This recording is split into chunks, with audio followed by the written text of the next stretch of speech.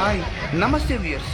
ఇటీవల జరిగిన ఎన్నికల్లో గౌరవనీయులు శ్రీ బండి సంజయ్ కుమార్ గారు ఘన విజయాన్ని సొంతం చేసుకున్న సంగతి మనందరికీ తెలిసిన విషయమే. అలాగే ఇటీవల కేంద్ర హోంశాఖ సహాయ మంత్రిగా బాధ్యతలు తీసుకున్న తర్వాత తొలిసారిగా కరీంనగర్ వంచిన సందర్భంగా అధికార లాంఛనాలతో ఘన స్వాగతం పలుకుతున్న దృశ్యాన్ని మీరు చూడవచ్చు.